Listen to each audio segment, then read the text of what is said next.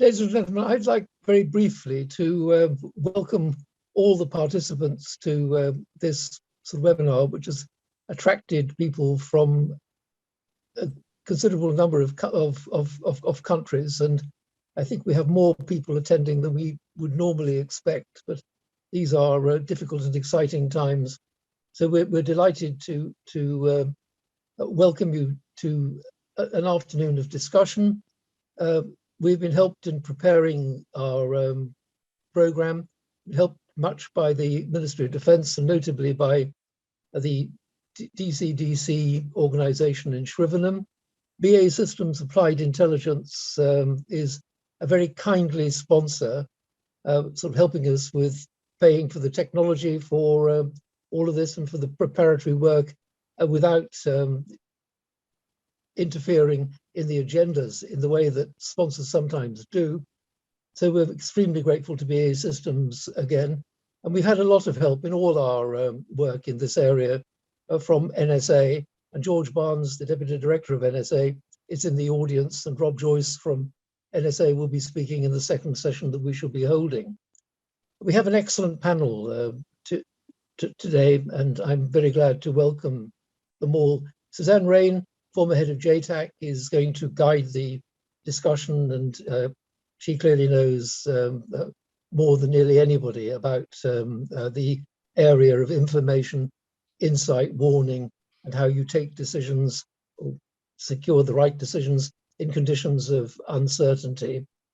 And she will be introducing a group of speakers who are quite formidable. Carina Fearnley of UCL Warning Research Centre struck me as an academic who is extremely interested in the practical, and her stance is one that is important for the kind of program we run. She will be followed by Dr. Gigi Kwik Gronvall from Johns Hopkins University, a health expert and an expert on biosecurity threats, who has spoken for us before, and we're delighted to have you back today. Leenheer from the Ministry of Justice and Security in the Netherlands will give a view which we look forward to having, as he in the Dutch context has to do the very things which we're discussing and needs to work with ministers and main decision makers and secure the right results. We're delighted to have you back with us, Joss. Then we have two politicians joining us. John Healey, the Shadow Defence Secretary, and Lord James Arbuthnot, whom we have known for so many years, both when he was a minister and in his long period running the Defence Select Committee. I can't think of two more thoughtful politicians to have as sort of part of this program. The first session is on the record, and Suzanne will guide us gently. She then leads a discussion session, which is off the record, and we hope that will be respected. Our experience is that it has been. We need to finish by 15:15 because there is a second forum to follow. Once again, to thank BAE Systems and also Surevine, which will be participating in our work later today. Very grateful to you all. We look forward to an interesting session under a very considerable guide. Suzanne. Thank you, Mark. It's lovely to be here this afternoon, and I'm looking forward to this session. You, the audience, are not mute, even though you are mute. Please start engaging with us now in the chat box. I will read out your questions in the second half of this discussion, but we're just going to start off first with short pieces from each of the panelists, and that will last for about 3/4 of an hour. Then we'll go on to an hour-long discussion where I will present audience questions to the panelists for their response. The whole thing is entitled Information and Insight and Warning, Decision-Making in Times of Uncertainty. Well, that's what we've got. And I'm going to abuse the chair's privilege by also making a contribution to the debate. My section is called Analysis and Warning, Getting It Right and Getting It Through. So I'm just going to give what I hope is a very sort of brief overview to spark thinking about analysis and warning, and then hand over to Carina Fearnley, who is a warning professional who will talk us through warning in more detail. So I'm going to start with the real basics.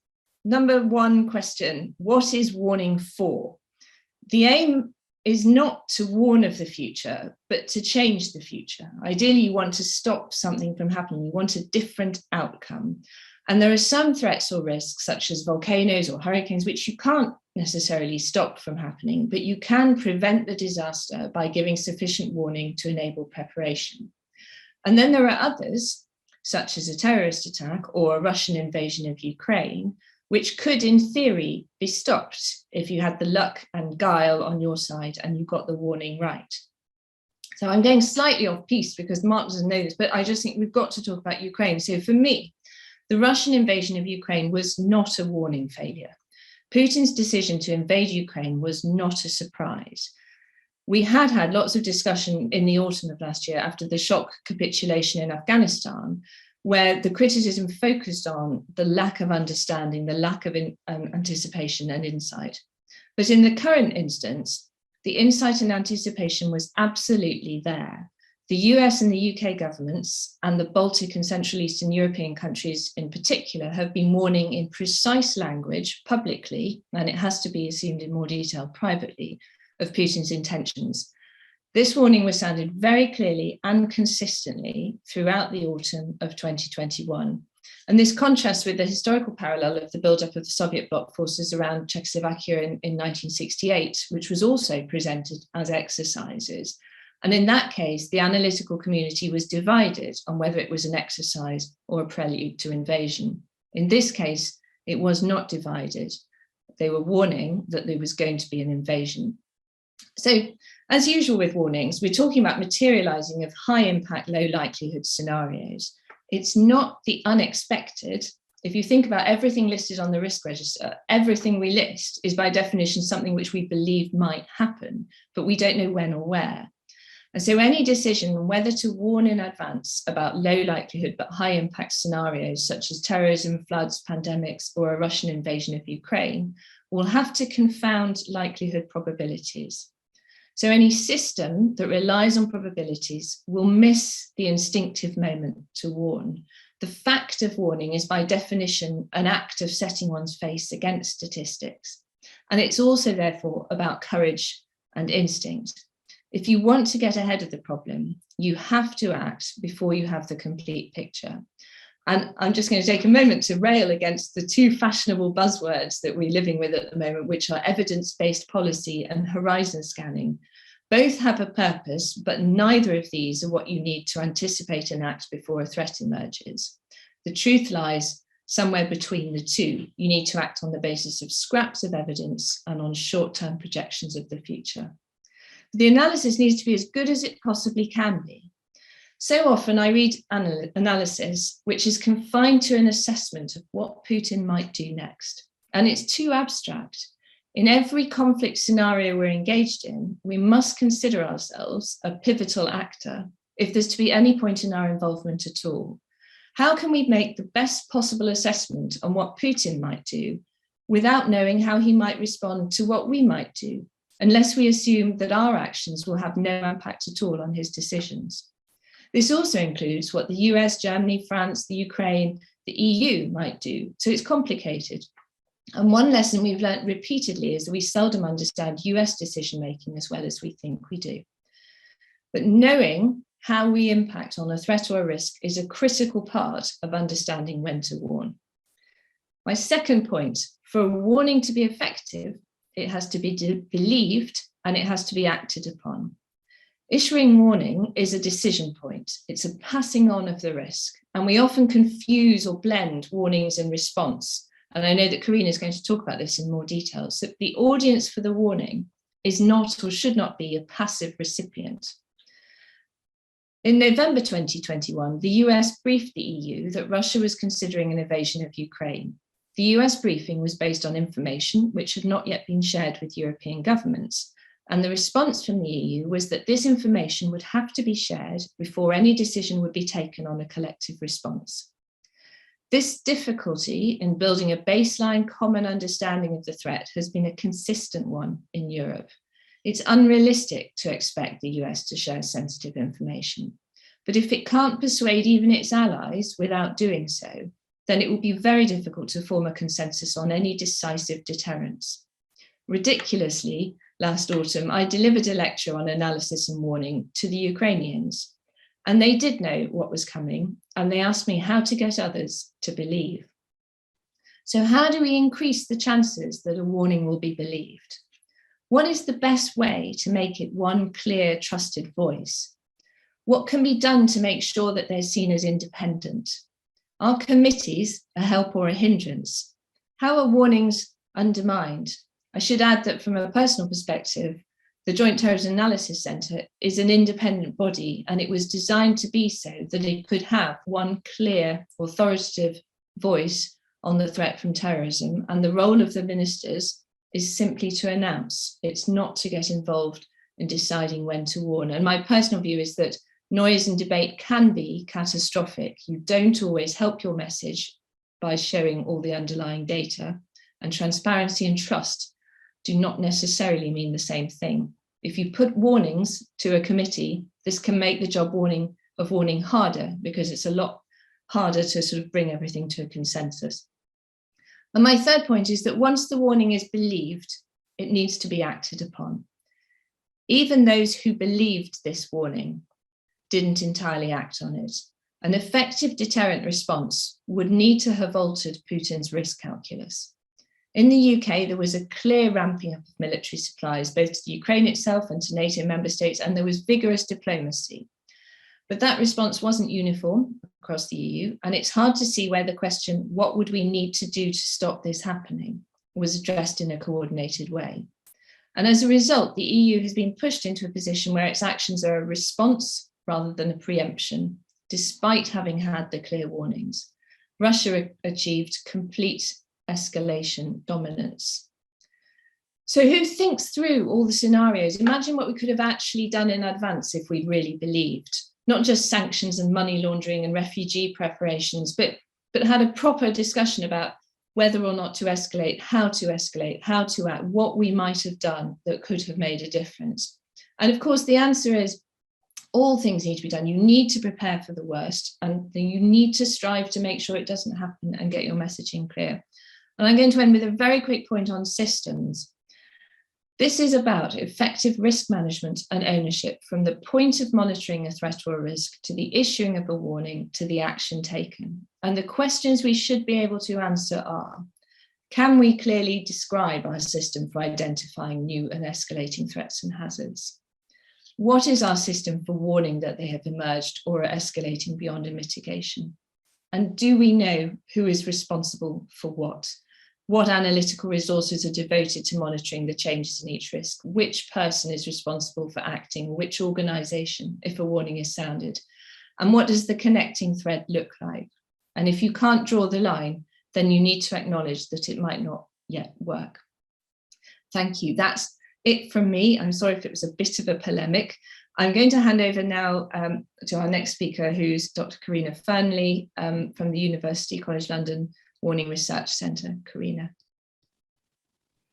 Thank you very much, Suzanne. Some great insights there, and I will be building on those in my talk. So I'm just going to share some slides, actually, as us academics love to do, and I want to use those to take you through a little bit of a journey in terms of thinking about how we can drive effectiveness around warnings. So, as you may well know, warnings are very typically considered as being quite technocratic, very much thought of the siren issuing a warning. But of course, warnings are so much more complicated. And in a recent report co-authored by my Deputy Director, Ilan Kelman, we had a 5-step process for warning. So that's looking at monitoring, forecasting and risk knowledge, disseminating a warning, and as Suzanne rightly talked about, action, believing, and integrating them across all different sectors. So if we think about what warnings are, warning systems are essentially wonderful tools that bring together a number of different aspects. And the reason I'm telling you this is because it kind of really shows you how complex these systems are and really how a tall order it is to make warnings effective. So the United Nations Disaster Risk Reduction Office actually calls a warning system, they define it as an integrated system of hazard monitoring, forecasting and prediction, disaster risk assessment, communication and preparedness activities and systems and processes. So that's a lot of things there that enables individuals, communities, governments and businesses, so lots of different stakeholders, to take timely action to reduce disaster risks in advance of hazardous events. And this is interesting because it brings together different expertise, it brings together different thresholds and communications and iconographies. So one of the key things that we want to, my slide's going funny. So one of the key things that we ask when we look at warnings is what we want to know is what, when, where, who, why, and how. These are the questions we get asked. We want to make that decision. What's happening with the threat? When are the impacts likely? Where's at risk? Who's at risk? How, why is this a threat? And how can we make our warnings effective? And if this is, of course, very simple when we can actually, have a crystal ball and look at these issues, but most of the time we can't. While scientific knowledge can sometimes give us some good insights into a situation, it is not always complete and it is not always certain. In fact, most of the time we are dealing with uncertainty, and we are dealing also, as this graphic shows you, a concept called incertitude by wonderful Professor Andrew Sterling, who talks about the problems of dealing with risks that are familiar systems, the uncertainties, which are complex systems, but also ambiguities. So there's differencing of viewpoints, of meanings, of different framings, and also the ignorance, those unanticipated, the black swan events that we experience. And so it makes it very difficult, actually, for us to answer those key questions and see what's going on. So the key issue here is, I've got three key issues to discuss, one of which is when do we warn? And issuing a warning is very, very difficult. You might think in practice, it sounds very simple. It's very difficult. Firstly, we need to define who is responsible and accountable, because those are usually the people providing the warning. How does monitoring data fit into that warning or that particular criteria? So that needs thinking about the warning system and what levels you have and when you're going to tip from one level to another. Whether you're going to change that alert level or that warning, and if so, when, and then what information you're going to communicate and to who, and how are you going to do it? And so you can see that knowing when to warn is actually a very complex, subjective process. And of course, it's very adaptive because a situation is adapting and emerging as time goes past. It involves deliberation and consultation with many different stakeholders. And it is subjective because it is ultimately made via human judgment, usually that person or group that are responsible and accountable. So what makes a successful warning system? Well, my recommendation to deal with this is to develop effective warnings. And that means considering the accuracy, the flexibility of the warning system, the timeliness and the transparency of this. And as we know, this is incredibly complicated because warnings have to cover different spatialities from local to international, different temporalities, different timescales, different functions, different hazards. We're often talking about multiple hazards and processes. And as you can see from this quote from Dennis Maletti on the right here, the most effective warning systems are those that really maintain relationships through preparedness. Preparedness is absolutely key. And of course, warning systems are only as good as their weakest link. And in this graphic that represents some research that I conducted with my colleague Carina Garcia from Colombia, we analysed a number of different early warning system successes and failures. And we found that many of the failures that happen are not the sort of separate components we normally talk about, but the links that bring them together, the communication networks, the education, putting science into practice, good governance, effective decision-making processes, preparedness, trust. All of these factors are so critical to the success of a warning system. So the second issue is really how do we create action? Here we have the timeline of alerts on COVID-19. It took a long time from the first case for the WHO to get together and discuss it. It took them even longer for them to declare a pandemic, March the 11th. And of course, it took even longer for, say, example, countries like the UK to actually respond to that and have a lockdown. So how can we create action? Well, what we want to do is we want to have engagement, and my slides are being very slow, I do apologise. We want to have engagement, exchange and education. And this means combining those elements that help integrate top-down and bottom-up approaches to policy development, as well as community engagement. We're talking about the first mile here. We're about involving the people who are affected, who are vulnerable, in the first, not the last step of setting up and operationalising an early warning system. And what this asks for is for warnings to be part of a social process that's ongoing and ingrained in the day-to-day and decade-to-decade functioning of society, even though this is very difficult to actually achieve. The third issue, when my slides go, is highlighting how can we manage multiple hazards and threats and cascading complex situations. This slide here shows you where we're at today: global pandemic, London strikes, university strikes, we've got our war on, we've got cyber attacks happening, we've got flood warnings across the UK, and we've also been given a very pessimistic outlook by the climate change report released yesterday about the window of time that we have to get anything done in response. All of these are multi-hazard, multi-agency threats that are complex and cascading, and we need to move towards having integration across stakeholders. This means creating and supporting mechanisms to overcome these silos, to encourage ideas and exchange where possible that can build trust and connections when a major situation arises. And of course, it will emerge. We may have, by the end of the day, another thing to add to our list of problems that we want to worry about today. And we need to design warnings to be flexible, have multi-directional feedback, and look at those issues of standardization and decision-making processes, not just within our own silo, but across them. So in conclusion, we have 5 core principles in summary here. Warnings are long-term social processes. They must use multiple channels of communication and be clear, transparent and credible. They must be relevant to everyone, covering a range of timeframes and spatial coverages. They need to connect all government levels, and they need to integrate across different vulnerabilities to respond to multiple hazards, sequences and cascades. And so, as I have done so far in my slides, when it changes, how can we implement these recommendations? Well, my key recommendation is to develop a national disaster management agency. We've seen many of these all around the world. It is indeed what the UK has advised many countries around the world to do, and they do so successfully.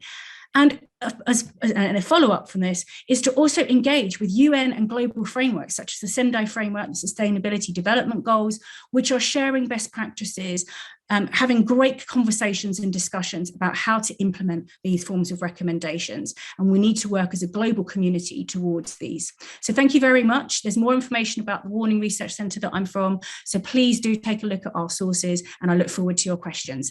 Thank you very much. Thank you, Carina. And then next is Gigi. Oh, Gigi, you're still there. Next speaker is Dr. Gigi. Your name is so hard. Sorry.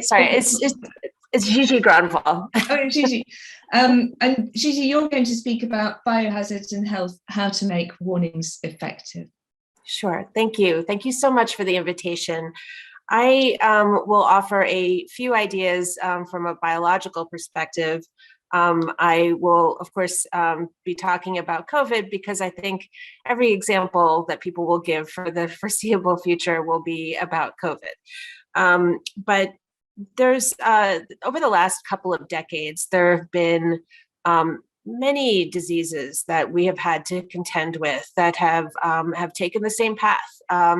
There's been Ebola, there's been MERS, SARS, Zika, where we have encountered a disease that has caused problems with humans, that has started its journey with an animal population. And these so-called zoonotic diseases are responsible for over 70% of the emerging diseases that we've faced in the last several decades.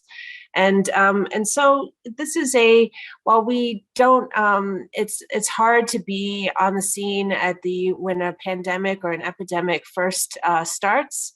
But we have had strategic warning for some time that that we will have a disease that comes from the animal population, and also when it comes to COVID, we have had specific warnings about coronaviruses and their ability to cause problems for humans. And so there was before the pandemic, I work for a center that studies biological that does biological preparedness and advises on what steps we need to take to prevent and mitigate the consequences of pandemics.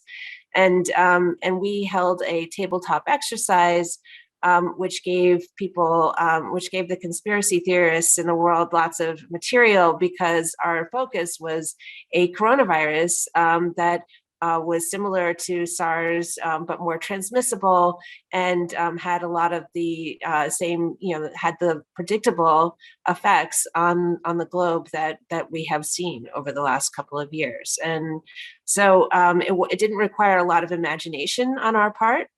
It really was because these things were known to us. There was this strategic warning that diseases that come from animals, and specifically coronaviruses, are a potential pandemic threat, and we have seen that. The second point, besides that we've had strategic warning for some time, is that we know much less than we think. We know much less than we should. And we should be very careful to, when it comes to the biological world, to not assume that we are that we know as much as maybe in other fields people do. I recently published an article in the British security journal Survival about the contested origin of SARS-CoV-2, and so my examples and my perspective is framed on that. But there's a lot of assumptions that people made early on, thinking, "Oh my goodness, what is going on with SARS-CoV-2? This, this cleavage site looks unusual, or this genetic composition of the virus is unusual." It was only unusual because we didn't know what the denominator was. We didn't know. We hadn't studied so many coronaviruses that we could say that it was unusual or not. Our knowledge of what is out there in circulating among bat populations is limited, and the fact that you can name, probably, so for those of you who are paying attention to the origin debate, the fact that you can name all the scientists who were involved in it is an indicator that there was not a lot of people studying this. If you tried to name all the researchers who were involved in studying HIV, for example, you would not be able to do it. So it was a relatively less studied area, and our knowledge was limited. And even if we had the knowledge, our knowledge of biological systems is, it's of course amazing what we know now that we did not know 50 years ago. But we still have a big problem in translating, in reading genetic code and translating that into function. And an example of that came with the Omicron variant. So when Omicron first started spreading, we got the sequence, and all the experts said, "Ooh, this is a big problem because it is a lot different than the other variants we were contending with." What do the differences mean? No clue. We have no idea. That's not completely true, but the idea of how is this going to affect people? How is this going to affect disease? This is only something that we could see in the clinic. And we don't have that ability to say, well, this is going to cause this problem, that problem. It's going to affect disease in this way. We don't have that information yet. And that is because there's a lot more research to be done. So what should we do to be able to get better warning and to be able to act on warnings and to know if something is worth worrying about? there's a lot of research to be done. Well, first of all, I talk about how we need to know a lot more about bats. It's not just bats have been at the root cause of a lot of these zoonotic diseases that we have contended with, including Ebola, SARS, and SARS-CoV-2. And yet there is only one cell line that researchers use with that was derived from a bat. And we do not, while there are many universities who have lots of mice and rat colonies and study all kinds of animals, we do not have a good understanding of the way that bats, from a conservation standpoint, there's more knowledge than we do from an infectious disease standpoint. It's not just knowing what viruses are out there. We need to do a lot more surveillance of the interface between humans and animals. This is a collection of the interface between humans, animals, and the environment is a field of study known as One Health. There is no one on the planet who is, well, I'm sure you could find somebody, but there are very few people on the planet who are anti-One Health. And everybody thinks it's a great idea. But being able to have people who study these different areas of people, animals, and the environment work together, is contrary to the way most research systems have been developed in most countries. And certainly in the US, it is stovepiped, and even with the best of intentions, it's hard to be able to work together and to have the funding mechanisms be that way. So we know that, finally, I just want to leave you with the point that we still have strategic warning that more diseases will emerge. We know that climate change will increase the way that people bump up to animal populations, which will be more stressed. That the people who own land and use land are very often not the people who suffer the consequences of the misuse of land, the bringing people and animals together in a way that sparks disease. And I just, we still have the strategic warning, and 20 years from now, are we going to be better prepared? But we definitely will see more pandemics in the future. There's no, just as the sun will rise tomorrow, we know that will happen. So we need to heed that warning and to do something about it. Thank you. Thank you very much, Gigi. And we're going to have everyone speaking before we have questions. So moving next to Joyce Leenheer. Joyce. Thank you very much. Before we start, I have to speak the obligatory sentence that though I work for the Dutch government, my contribution today is my personal and professional reflection and does not necessarily reflect the official Dutch policy. So that's my boss happy. To start with, in my work, I deal with cybersecurity, economic security, and critical infrastructure protection. The threats we group in our unit under what we call hybrid threats. Well, and in dealing with risk warning and action and understanding the broader context and environment in which risk manifests itself, it's key to understanding the broader context and environment in which risk manifests itself is key to understanding the warnings and formulating actions in situations of uncertainty. For instance, from a technical perspective, the critical infrastructure underlying our societies is increasingly a system of systems with growing complexity and both national and international dependencies. If something goes wrong in one point, you could have cascading effects throughout your system and society. These systems have become so complex and so dynamic that it's extremely difficult to get an up-to-date overview of these effects at any one time.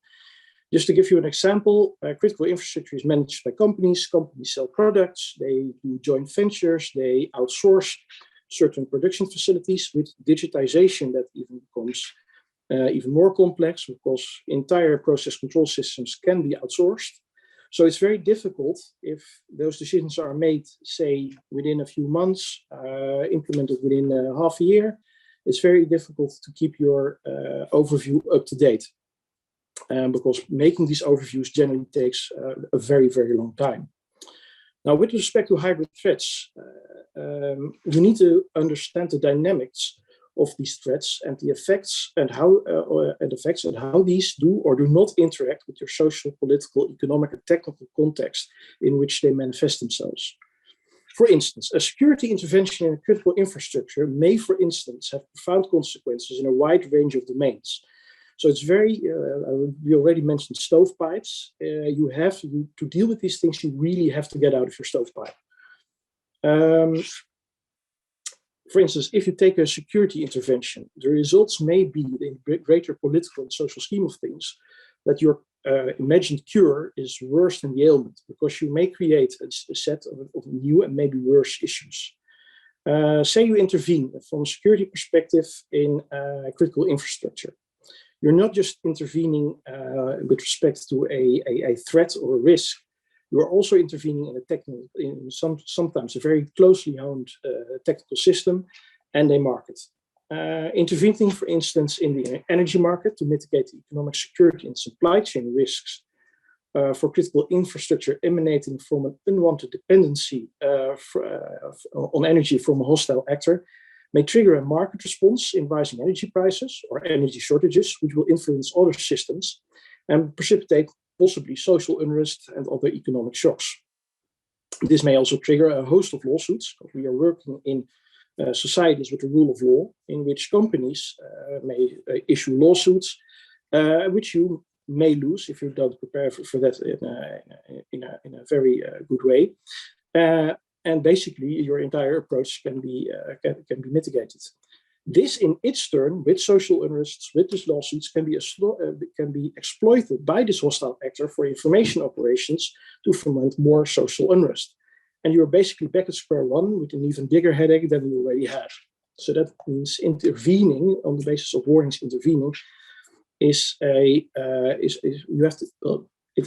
takes some careful planning in our current societies. Now, how all these dependencies exactly interact in the face of a specific threat under the at that moment prevailing conditions, it's extremely difficult to get a grip on. I already mentioned getting a view of how a critical infrastructure is intertwined. This introduces a permanent dimension of uncertainty in my work and the necessity to permanently zoom into security issues and the solutions needed, and zoom out to the broader consequences and the measures that must accompany your security decisions to mitigate the negative effects. The challenge this represents to the official is how to master this complexity to such a level that policy advice and course of action can be formulated and understandably presented to decision makers. Because that's an important thing we see in our work. Communicating warnings without courses of actions leads to paralysis. People, if you say the world as you know it is going to change fundamentally, and for instance, we'll have a new Cold War. Good luck with that. Or as we sometimes see, you're all going to die. Good luck. We'll see you later. That doesn't work. You really need to, from a policy perspective, you have to say, this is the warning and the problem, and these are your courses of actions. Now, how do we do that? Well, in my practice, we work from a base consisting of building up know-how and information positions on the state and structure of critical infrastructure, risks, and intention and capabilities of possible threat actors. In our regular policy process, we develop tools, procedures, and legislation that enable us to build resilient systems and give us the capability to respond to risks or threats. And also very important for the Netherlands, we built a governance structure. We're incorporating relevant security and non-security departments. For instance, we have a close working relationship with our Department of Economic Affairs and Infrastructure and Water Management. The governance structure is of especial importance in the Netherlands because in the Dutch government model, and I won't go into detail here because that would be a completely separate, a very long discussion how that works. You need consensus of all parties to implement policy and measures. There is not one person within the Dutch government, which, like, for instance, the British Cabinet Office model, in which the Prime Minister can say the entire country goes left or right. No, it has to be a consensus. Well, that, on the one hand, that creates a rather comprehensive coordinating burden with its own good things and bad things. And on the other hand, it's working closely together facilitates information sharing and rapid interdepartmental response. So we're used to this. In an emergency, we are able to set up working interdepartmental and interdisciplinary task forces relatively quickly, with people who already know each other. This also creates an understanding with Dutch officials of the broader set of interests touching their domain. So we have people working in the security domain who know what their actions may have for effects on, for instance, the economic, the social, or the environmental domain. And generally speaking, they know persons. So on an informal level, if for instance, warning or risks start to emanate, there are already informal discussions about to see what's going on. Now, in dealing with concrete risks or threats, we use these bases for quick analysis on threatened national security interests, threats, and the risk and the resilience of the threatened interests. So we have a model at which we look, okay, what do we want to protect? What is the threat? And how resilient is the thing we want to protect, or for instance, infrastructure or other national security interests. Within this analysis, we use scenarios based on most likely actions or events based on the intent of the actor, best or worst case scenarios, and black swan scenarios. And these sessions are preferably done with all relevant parties, so you don't have a groupthink, and mostly different partners, so you don't have a groupthink risk. Well, this will give us a broad prognosis on which we plot courses of action and key decision-making moments. And it's very important to note these scenarios are not predictions. They're there to help us give a broad prognosis on possible courses of action. Not just security decisions, but broader. But we look broader with the scan on the broad consequences. Based on this analysis, relevant assets and measures are identified and prepared.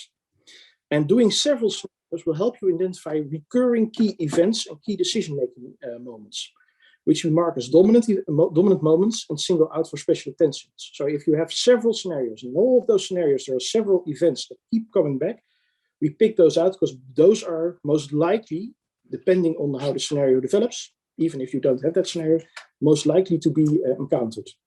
Now, in that sense, we accept frictional uncertainty and the possible need to improvise.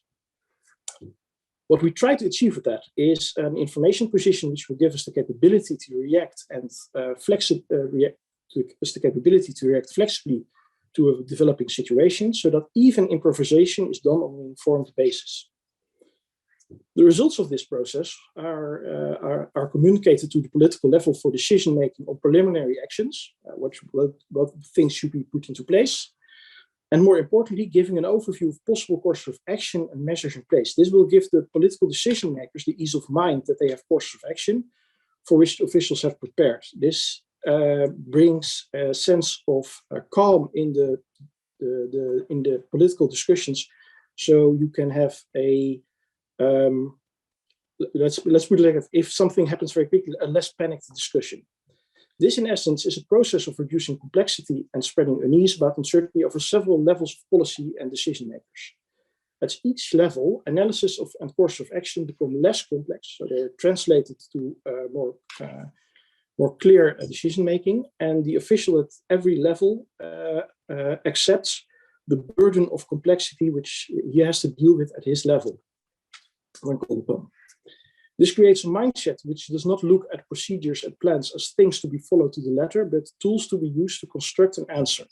Defining the problem, for instance, is part of the process. So if we have a problem, we go look at it and see, okay, how can we define this? For instance, something which starts as a security problem may be defined as, for instance, an economic problem if we have a more effective toolbox to deal with that. So you get a different approach. An important aspect in preparation, which I shouldn't omit in this, is the communication strategy accompanying these courses of action. We just sharing information, for instance, especially intelligence information, can be quite difficult. But our experience is that if you don't find a way to share as much information as possible, people do not tend to move. So I've myself have seen several instances where we have intelligence information and we said, okay, well, this is a threat, trust us. The interests of the parties who actually have to move may in billions of euros of consequences effects on their constituencies, etc. You have to give these people a very good reason and insight why they have to do something like that. That means you have to create a circle of trust. So in all Dutch departments, we have people who on a day-to-day basis, we approach and deal with national security issues. We can tell them what threats we see, so they can translate that to their own people. And that is something we've seen. It's basically what we call the so what question. We have a threat. The so what question is, so what does that mean for you? And in some instances, and I know the intelligence community really doesn't like that, it will mean sharing very sensitive information with people out of their direct sphere, outside of their direct comfort zone. So, and of course, communications to response to the organizations you will need to rely on at a later date for response and the public. And which that's one thing, what to do, and the other hand, manage expectations. Because in certain areas of uncertainty, you have to communicate that you're working with 80% of the knowledge, 20% will maybe be improvisation to your responders. So everybody knows, well, if something happens, there may not be a well-oiled machine, but we have to improvise to a certain extent. And so concluding, dus dealing with national security risks like hybrid threats and with regards to cybersecurity, economic and critical infrastructure protection is almost inherently dealing with uncertainty. So you learn to deal with that by giving yourself a knowledge base and the tools to navigate a broad spectrum of risks. And this requires significant investment in people, intelligence, and developing know-how. Now, since we already started with the events in Eastern Europe, we found that this approach has helped us to very quickly, in the last couple of months, develop an approach in which we can address the issues which are now confronting us with sanctions, with refugee crisis, etc. Thank you. Thank you very much, Josh. So we're moving now to the section where we get politicians to give us the benefit of their great wisdom and insights. And we're going to start first with the Right Honourable John Healey MP, who is our Shadow Secretary of State for Defence. Thank you very much for sparing your time to join us today. I know you'll be very busy, so thank you. Suzanne, thank you very much.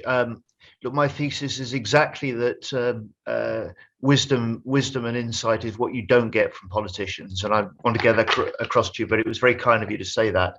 And Suzanne, I guess, as you did, we almost can't pass a discussion like this, particularly about intelligence and warnings, without reference to Ukraine. And you observed that Ukraine was not a surprise. What I think we can certainly agree on is that the quality and accuracy of the intelligence has been superb, and I would commend everyone involved in that, and a number of you at this event and on this call have been involved. I'd also commend the way that it's been used, and I think there's a lesson perhaps for us to draw out in this discussion from that, which is a bit unusual. Just so that everybody's been clear, my brief, and I'm not quite sure, I hope because I wouldn't put James in the same category as me as a jobbing politician. My brief's is really to give you the generalist's glimpse, if you like, of how experts might deal with, let me call, the rogue element within the systems of expert analysis, advice, and warning that all of you are centrally involved in, and that rogue element is the politician. So several observations, perhaps to encourage questions, and then I'd be happy to try and deal with those in the rest of the session if that's appropriate. First of all, it strikes me that your most valuable asset is expertise. As a politician, our most valuable asset is time. And like anything that's valuable, there's a shortage. So to give you an example, I left the House of Commons last night at 1:10 in the morning after the last vote. I was walking through the doors of the TV studio to do the morning Labour round, leading for Labour on Defence and the Ukraine at just after 6 this morning. And the first time I sat at my desk, never mind logged onto my emails, was 2 minutes before the start of this call. So we will never be able to deal with, as politicians, the detail or the depth that you do. Our capacity will always be much more limited than you and your peers. So that really requires any communication in whatever form with politicians to be, I'm afraid, simple language, short briefings, very clear points that you want to make. And I spent 9 years as a government minister before Labour lost the election in 2010. And when we were recruiting for the small team around a minister that works in the private office, we had a sort of lift test, if you like. Could someone get across the main points in briefing a minister during the course of the lift going from the 6th floor down to the ground floor as they left to deal with the media or appear in the House of Commons? Second point, it strikes me, thinking about your world and ours, is politicians are generalists, inevitably generalists. Even exceptional specialists like James Arbuthnot, distinguished chair of the Common Defence Select Committee, at that time was also a constituency member of Parliament. So he was, in House of Commons terms, greatly expert in defence and security, but nevertheless, more broadly, a generalist. That's also true in government as well. It used to be, in my first ministerial job, I was in the job for 9 months. I just felt I'd got to grips with the issues. I knew what I needed to deal with. I knew the problems. I knew where I wanted to take things, and then I was moved. And David Cameron, to his great credit, after the 2010 election, had a commitment to keeping ministers in place for longer. Now, I think currently in the UK, we see the benefits of that with not all, but most of the current team of defence ministers. Actually, most of them are extremely good, not because one or two of them may have served in the military, but because they have been in post for nearly 3 years. They're diligent, dedicated, and they have got to grips with the things that they deal with. So they have a framework, unlike a lot of politicians, into which you and your expertise and insights about warnings that may be required can play. Third, your world and your way of working is very different to us as politicians. So I would suggest you tend to be iterative, you tend to be reflective, you tend to be analytical. Politicians, by contrast, particularly elected politicians, tend to be immediate, not iterative. We tend to be externally directed, not reflective, and we tend to want answers, not analysis. We tend actually to be bad networkers, very often confined to a Westminster world with a shriveled range of contacts. Whereas I think in the best of your world, you're good at networks, you're good at developing ideas and getting insights from others as well. And finally, Suzanne, you mentioned in this little bit, in fact, you mentioned the importance to you and your colleagues of evidence-based policy making. Just so you're aware, we in government, and I dare say it's true under the Conservatives as well, have a tendency to look for policy-based evidence making. So we're always more inclined to be receptive to information or evidence that's going to reinforce the things that we want to believe, we want to say, or that we want to be able to argue. Fourth point, it's easy to see all politicians as the same, but fundamentally, particularly with the challenges you're dealing with, the position of government and opposition is very, very different. So in government, there must be probably 3,000 staff in MOD main building alone. I lead for Labour on defence and security. I have one policy advisor. So the mismatch or asymmetry, if you like, is very, very stark. 3 points to finish, which I think perhaps generic and worth bearing in mind. For politicians, trust is absolutely central to our ability to be open to and receive good advice, insights, particularly if it's difficult analysis or insights that tends to be your stock in trade. So ministers in government will have special policy advisors, trusted aides, who, if they're doing their job, are a great asset to anybody who wants to get information into a minister, because they will help shape and help guide on exactly what the minister needs, how they need it, when they need it, in order to get the response and the reaction that you may require. Secondly, for those of you who are officials, you will also know that ministers tend to judge very quickly officials whose views or advice they trust. And if you've got ministers that are anything like I was, you tend to get those people back because you've dealt with them before, and when you've dealt with them before, they've tended to be reliable, and there's a degree of trust there. And third, and Marc, this is relevant to the Cityforum, because actually the trust that politicians in opposition and in government also can place in certain bodies of expert opinion, like Cityforum, like RUSI, like Chatham House, is of immeasurable value. So trust is one thing. Second, access.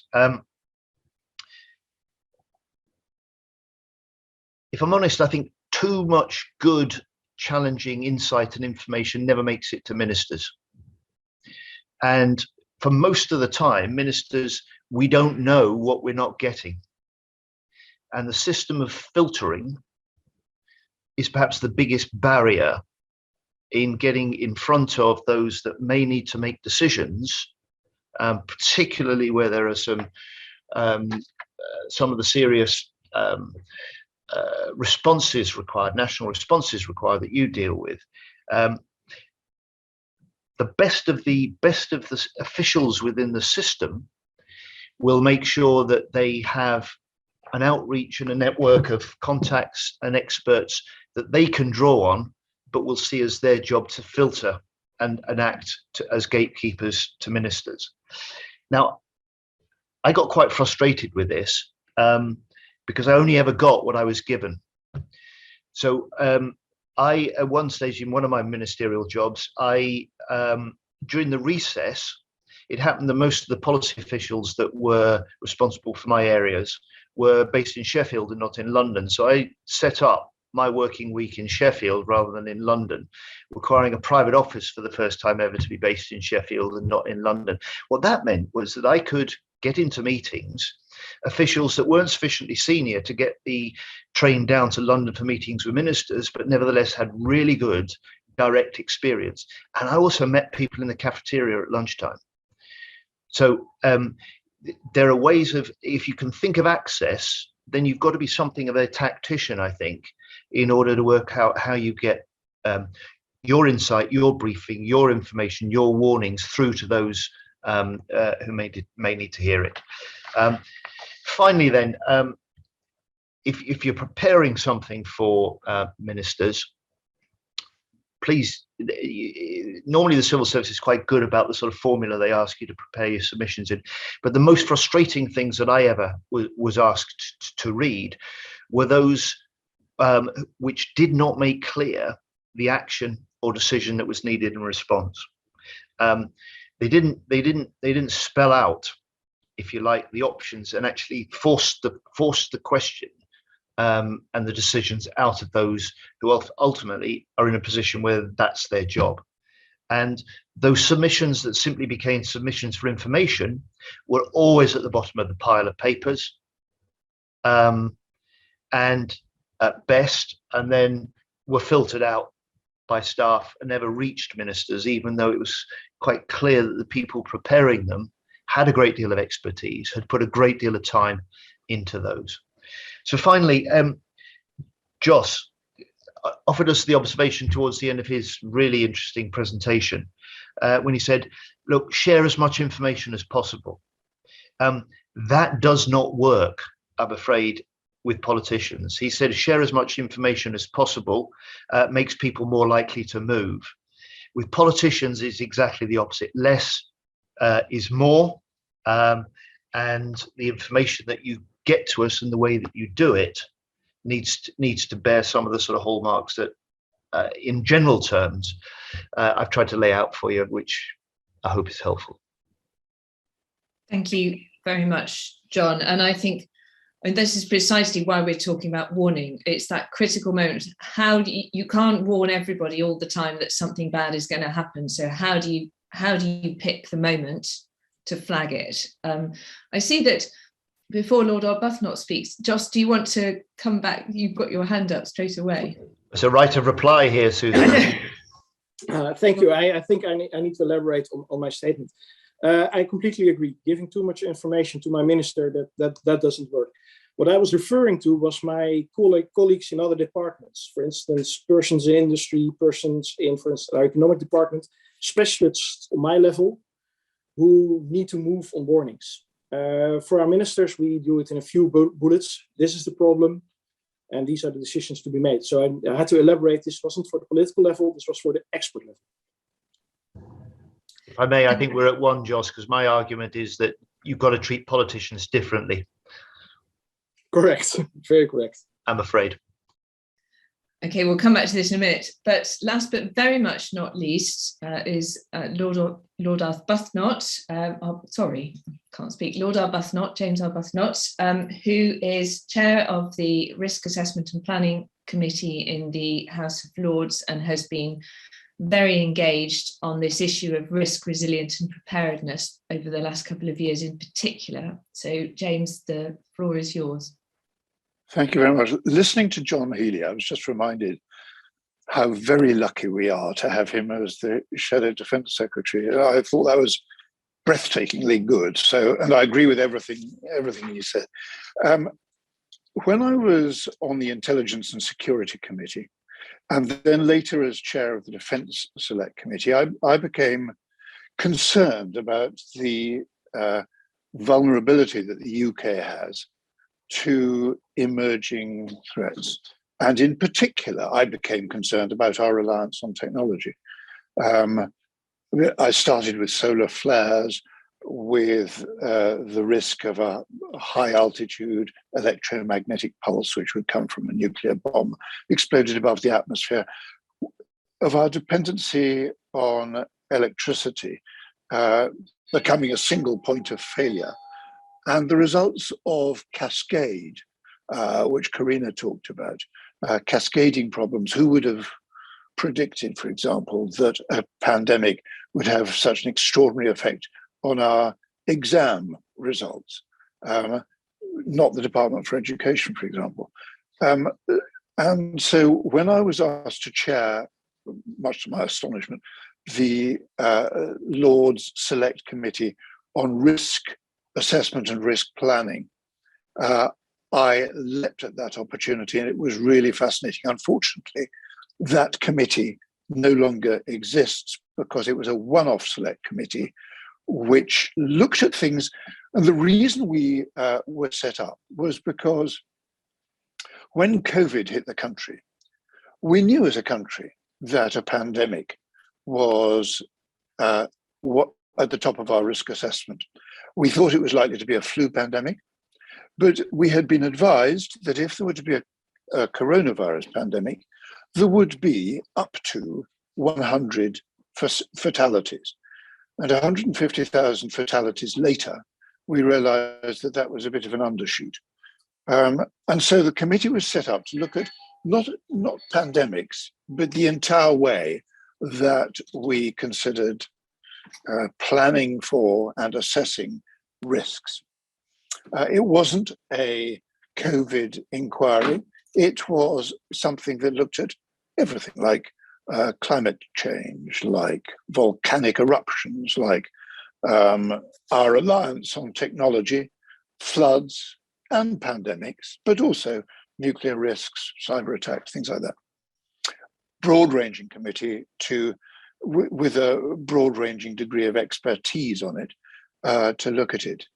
And we came to the conclusion that the threats we face are very widespread, but not only that, they are getting worse on a rapid basis. They are accelerating, partly because of the new technology, which has been such a boon in many respects. But if I may coin the phrase boon and bust, it also runs the risk of a single point of failure, because we rely on technology for everything, because of the size of the world population. And we discovered that the default position of the government in relation to the threats that we face has been secrecy. Didn't want to reveal the threats we face, both in order not to reveal our defenses to those threats, but also not to panic the population. And the consequence of that secrecy has been that there has been an absence of challenge in our risk assessment process, which is one of the reasons why the up to 100 fatality prediction slipped through. But an absence of challenge leading to smug overconfidence was also paired with a failure to make use of the critical resource of the public, because the public is one of the resources that we must rely on in dealing with the threats that we face. So what did we do?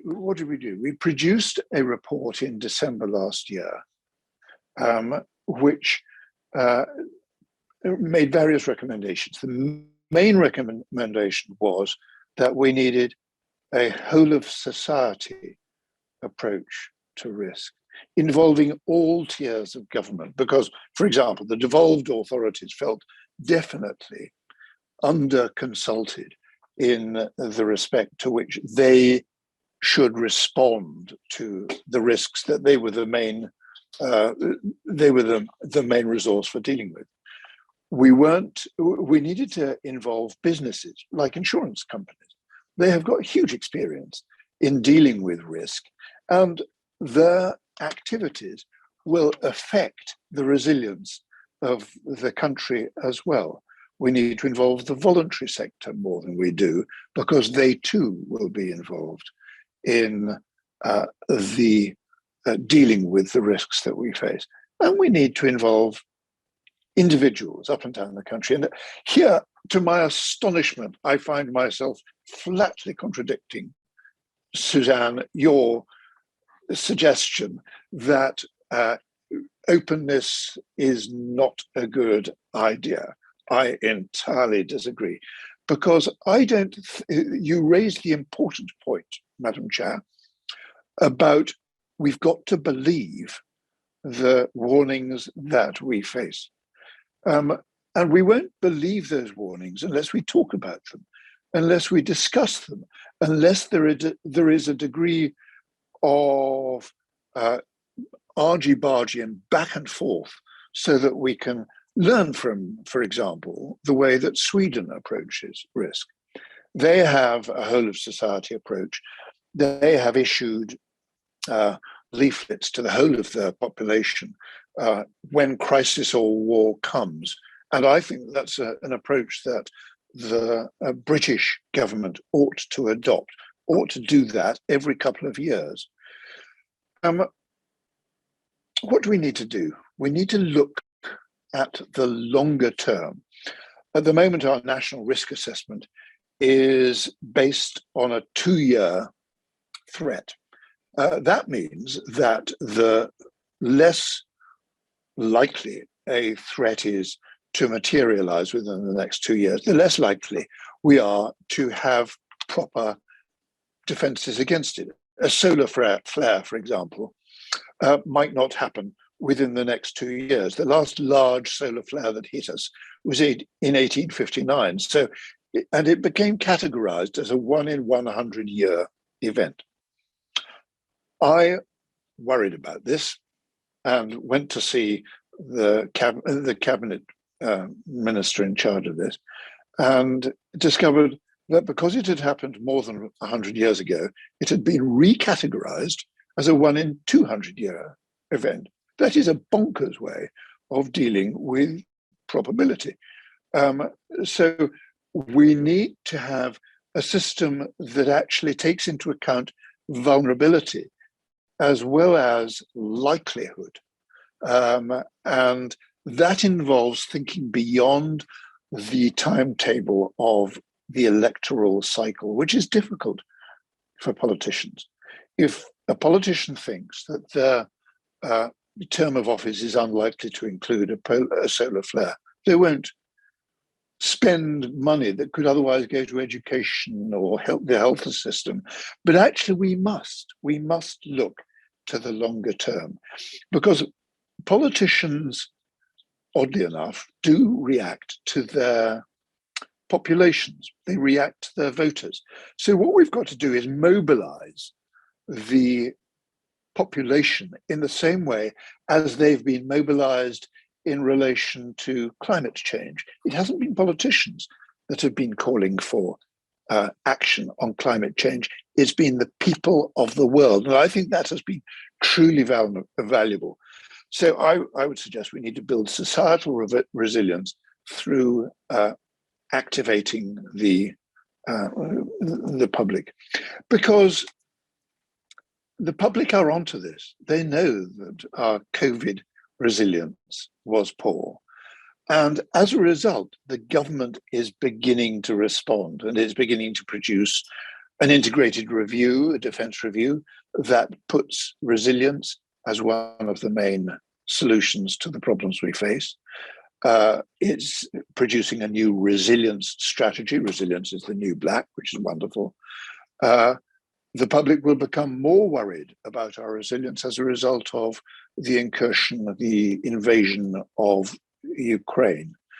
And so it's the government is looking at the Civil Contingencies Act, and that's all to the good. And yesterday it came up with a new College of National Security, which I'm delighted about. And my final point is this: the COVID pandemic has given us dreadful as it has been, it has given us the opportunity to build on resilience, which the country desperately needs. We know we slipped on resilience. And so let's choose this opportunity to act rather than just put it onto the back burner. But I just want to end again by saying what a bloody good speech comments John Healey made. Absolutely agree with everything he said. Thank you very much, James. And it's lovely to see harmony here, at least, if not in the world.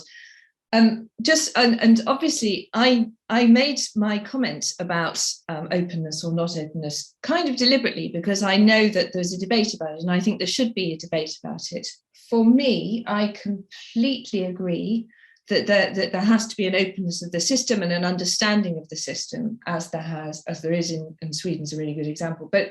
But sometimes with a warning, you need swiftness and clarity, not debate and not committees. And I think you could argue that you've seen during the pandemic that we've had so many advisory committees that the message to the public has become confusing.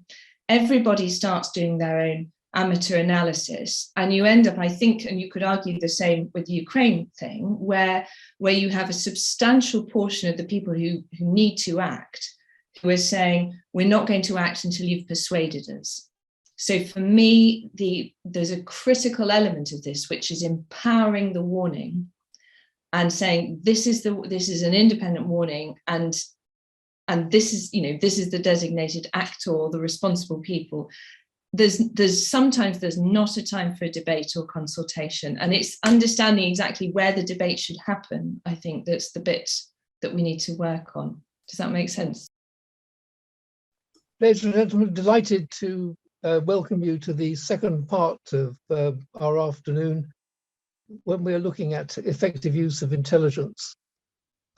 We're supported by BAE Systems Applied Intelligence, who sort of help us with much of the time spent, or providing the work budget for much of the time spent in preparing these events and helping us with the technology. We're extremely grateful to them. And Paul Spedding from BAE Systems will be taking part in the conversation sort of later on. We also are pleased to welcome Surevine and Stuart Murdoch, who's participated in various of our sessions, speaking as an SME expert, and we're particularly grateful to you for your help. Our forum this afternoon is conducted by Mary Calam, who is one of the sort of best chair people I've sort of met in a long life of inviting sort of chair people. Mary, you're sort of most welcome, and we look forward to working under your guidance. Our principal speakers this afternoon, Rob Joyce is with us from the NSA. The NSA has been remarkably helpful to us over the 12, 13, 14 years we've been working in this area, and it has been a great pleasure to work with NSA, and to have you back, Rob, is excellent. Ian Levy returns to our platform from NCSC. We haven't had the sort of pleasure of a contribution by you for some years, and it's excellent that you're with us. Stuart Murdoch comes thereafter. Paul Spedding, speaking for the sponsors, but happily speaking in the sort of independent way that people from his firm have spoken over all our work in recent times, will then be making a contribution. And George Wilson of DCDC will be speaking for sort of his organization. Our relationship with DCDC has been sort of quite significant for us sort of over the years, and we're delighted, George, that you can be with us. First part of the event to be on the record, and the second part of the event, please, to be sort of off the record to permit encouraging questions. So Mary will guide both parts of the event, as I've said before, and we shall happily have an opening question and comment from Lady Pauline Neville-Jones, with whom said we've worked for many years very happily, and we're delighted that she could sort of get to join us after a very hazardous trip across tube strike bound London. Thank you very much again to BAE Systems, without whose support this event couldn't happen, and to Surevine. And we look forward to a good discussion. Mary, guide us, please, in your usual way. Thank you, Mark, for those warm words, and welcome everybody, and welcome back to those of you who were at the previous session this afternoon. I suppose it's not very often you get two Cityforum sessions chaired by former heads of JTAC.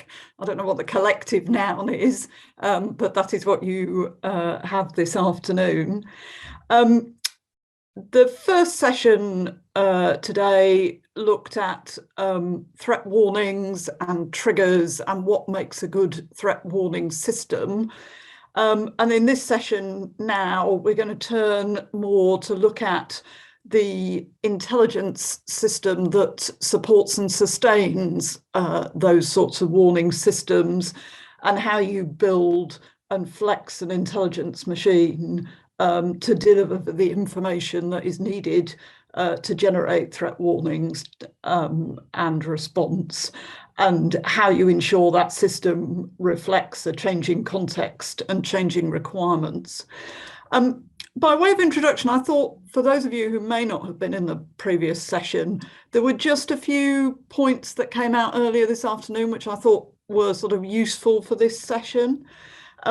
Firstly, all the speakers talked about the complexity of the multiple different sorts of threats that any government now has to deal with, and the importance of an integrated system which deals both coherently with threats, warnings and response, but is also able to balance and understand the connections between very different threat areas. Secondly, there was a strong call for very clear accountability across the system, a real understanding of who is responsible for what and who decides what. We also talked about the range of different audiences that an intelligence threat and warning system has to deliver to, and therefore the multiple different sorts of communications needed. And we talked quite a lot about the need to engage the public and how to do that on sensitive and difficult topics. And lastly, the importance of having a real clear understanding of how your system works and where challenge and debate is important and where it is not helpful. So those, I thought, for me were the key sort of themes that seemed relevant as we go into this session. I will just very briefly remind you all of the rules before we launch in. I will introduce the speakers in turn, who will speak for about 7 minutes each. I won't do introductions because most of them, if not all of them, need no introduction. And if they do, you've all got their bios in the materials.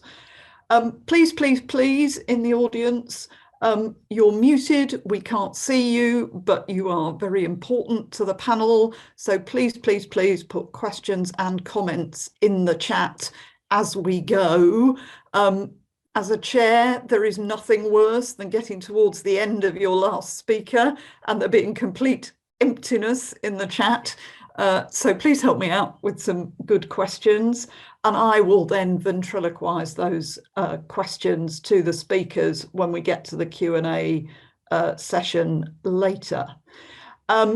So without further ado, I shall kick us off and go first to Rob Joyce, if I may. Rob, it'd be great to hear from you. Thank you so much, Mary, and it's great to be back at a Cityforum event. So such great interactions over the years.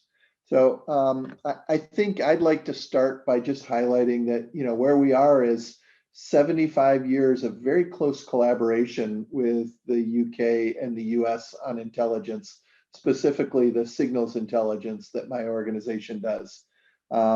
We've developed over those decades the ability to both collaborate and share amongst our governments, but increasingly out to operationalize that intelligence and get it to effective use in defending our nations.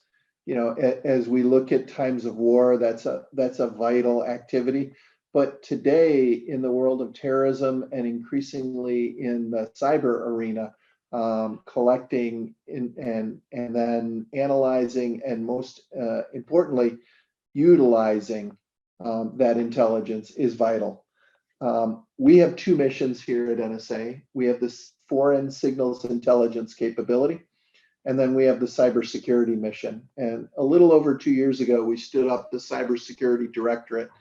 And what we did differently in that was really think about what was NSA's strategic advantage. And it really turns out our advantage is that foreign intelligence where we can reach into an adversary, look like over the horizon radar, and understand the threats that we may be facing to our nation, our allies, critical infrastructure, and broadly into the ecosystem.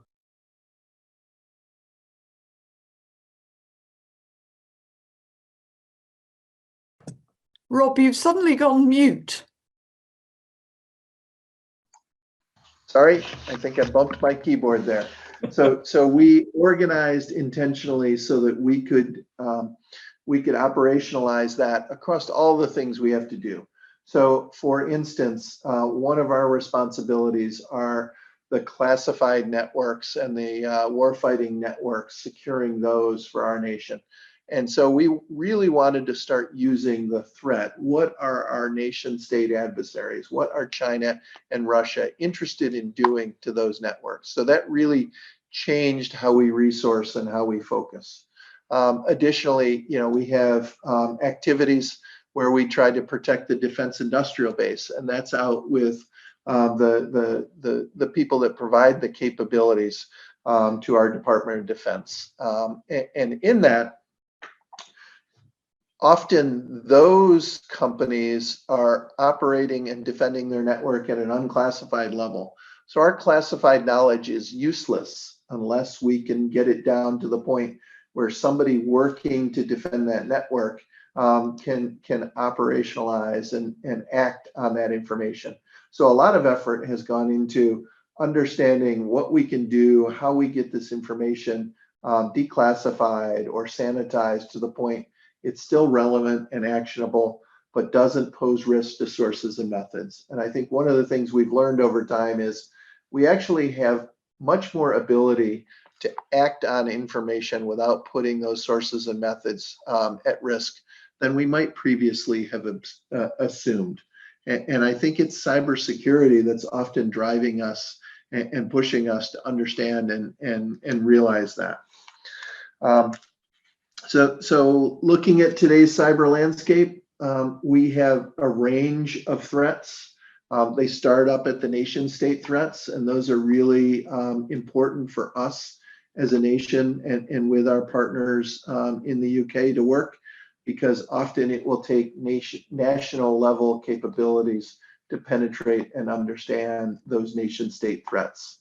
But then there's a series of other threats that go out into the criminal space that have increasingly been important to us, because what we learned this year, especially in the US, is those ransomware actors, when they go after specific commercial entities, they become a national security threat.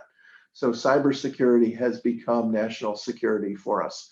When a ransomware attack against a petrol pipeline winds up removing the ability to distribute to service stations across our whole East Coast, that's a true national security threat. And not only is it a threat in and of itself, it's now highlighted a weakness to our adversaries that they may seek to emulate as nation state actors.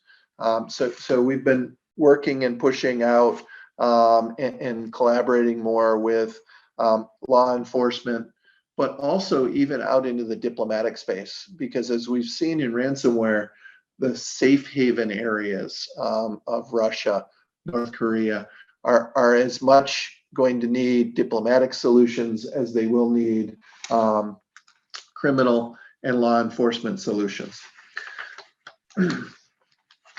So what I take away from all of this is our top secret intelligence can't just live in our systems. It's got to be used, and whether that's in a diplomatic fashion, this week enabling sanctions, as we've seen, going out into law enforcement activity, but also all the way down into enabling how we think about international standards, supply chain security, and other activities. So threat-informed decisions are so much better. Nobody has the proper resources, enough resources to tackle every challenge we're facing. And so utilizing intelligence to turn us into a threat-informed decision space has really changed the way that we prioritize things here in the US. So with that, I'll pause and wait for the questions and discussion session. Thank you, Rob. Really helpful, and a sign of just how far we've all moved over the past years in our thinking. Where am I going now? Ian, next. Would you like to come in next? Thanks, Mary. Hi, everyone. It's great to virtually be here. Shame we're not physically together still. So it's always great going after Rob, because I could just say what Rob said and we could get 7 minutes back. What I'll do instead is try and take a slightly different view of this. And I'm going to look at intelligence from two angles. So how have agencies like NSA, GCHQ evolved over the last few years, and how have enterprises evolved, and what does that mean for the future? So if you look at agencies first, I think there's a set of change that we've endured over the last few years. First one's probably our missions have changed. And certainly this is true for NCSC and GCHQ. We've gone from protecting government, so back sort of 10 years ago, we were here to protect a small number of government departments. We've moved now as NCSC to protecting the UK, the whole of the UK. Everything from government, military and intelligence stuff, telecoms, critical infrastructure, big business, small business, charities, and citizens. That's a fundamentally different mission. The second thing that's changed is our access. So it used to be the accesses we had, as Rob was saying, the primary accesses we had were machinery of state, those top secret things that only we can do. That's not true anymore. We get a lot of value from our industry partners and even from open source. Our value has changed. So it used to be that we had absolutely unique information. That's still true, but it's not always true. So I remember the days in the UK when there was a couple of handfuls of people that knew the Chinese were doing cyber attacks against UK interests. I'm pretty sure that's a well-known fact now. And so our value in that ecosystem is fundamentally different. And to be honest, some of our industry partners know things that we don't know. And so the sharing of that information in a structured way is really important. And I think our impact has changed. So we've gone from being super secret organizations that don't exist for years and years and years, through to being much more in the public domain. So look at the attributions that the UK, US, and our partners have done over the last few years around cyber. Look at the Russian the plans that were released, the intelligence that was released around the Russian plans for Ukraine to try and, as Rob says, get some diplomatic movement. Those things would never have happened a decade ago, and now they are routine. In the previous session, I hope you all saw it because it was absolutely fascinating and really good, the session on warnings, and it hadn't clicked to me until that session. Rob's organisation, my organisation, and our partners provide warnings to people. So the advisories we put out are warnings in exactly the technical description that was just used. What I think is really interesting is we've arrived at that position of having science and evidence behind them about having actionable intelligence, actionable guidance for people that they can mitigate the warning that we're giving them, and also being open to challenge. And we've ended up there kind of by good process and good governance. We didn't think of it as a warning when we started designing that. I just find that really interesting from today. So that's agencies. If we talk about enterprises, so I'm talking big businesses, small businesses at the moment. I'm going to say this, and a lot of people, probably including Paul, are going to shout at me later. Enterprises never really used intelligence. Resilience used to be about building lots of security stuff, build high walls, sit back, everything's done, we're fine. Nobody can get through my big wall. It was never a great approach, but now it's a really stupid approach. And we've all learned over the last few years that the best defended organizations are driven by the intelligence they have, both about their own systems, but about who's interested in them. One of the things that's come out of that realization at scale is there seems to be an expectation out there that, my organization, Rob's organization, have big buckets of magic intelligence that if only we would give it to people, it would fix everything. It doesn't work like that. It has never worked like that. We've got to get to a much better position where effective use of intelligence, and I use that in its widest sense, is key to enterprise resilience, right? Driving your blue teams, driving your red teams, driving your designs, driving your investments. We must be able to get to a place where organizations can consume intelligence in all its forms from lots of different places. The thing about sharing intelligence is if you share it and the person who you're giving it to can't consume it, it's pointless. It's absolutely pointless. And so we've got to find a way of making sure those who can get the intelligence can consume it and action it. And we never forget the incentives in enterprise space.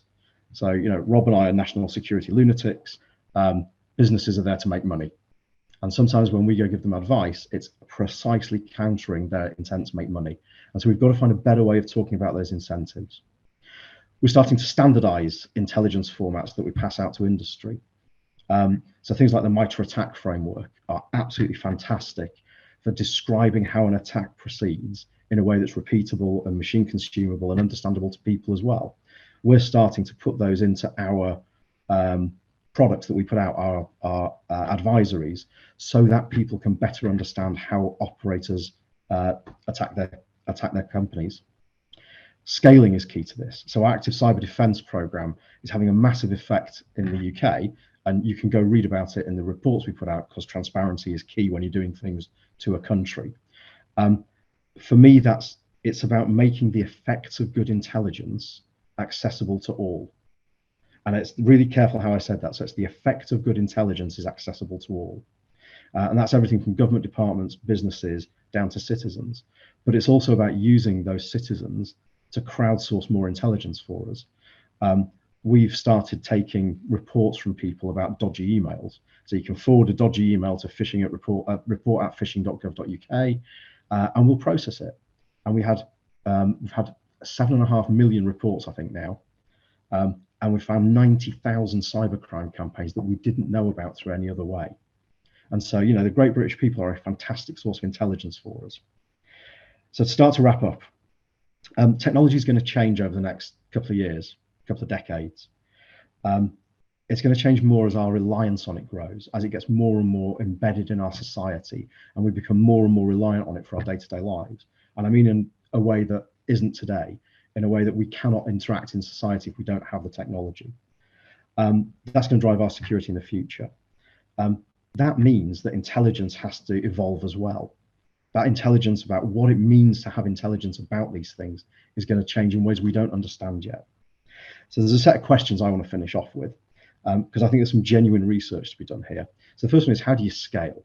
Right? Because it's not just by throwing more people at it, and it's not by throwing more data around. We know that. How do you get a good understanding of risk? I mean, this was endemic in the previous session. Understanding risk is a really complicated thing. Explaining it to decision makers is incredibly complicated. How do we do it in a way that's more scientific than, sounds good to me? Because that's kind of what we do in cybersecurity. How do we reason about all of this in a repeatable way, rather than just this gut feeling that we have? And that reasoning requires certain things to be true of the data that we're using. And then finally, I think there's a need for new science, for new design paradigms, and new incentive models to make all of this sustain in the long term. And the really difficult bit about all of this is, in all of this, details really matter. And that's when it gets hard. Thanks, Mary. Thank you, Ian. I'm very glad you didn't just say what Rob said. That was really interesting. Thank you. Right, Stuart, next, please. Well, in a way that's kind of similar to what Ian said, it's going to look horribly like I'm going to be saying what Ian said, or that we colluded on. There are certainly bits that overlap entirely, and so apologies for that. Maybe we should have colluded in advance to make sure we weren't going to overlap too much. But I guess first and most obviously to follow on, it's of course an error to assume that unique access that our national security agencies have gives them some kind of complete panopticon intelligence picture. In Western economies, significant elements of our critical infrastructure, like our telecoms networks, are in the hands of private industry.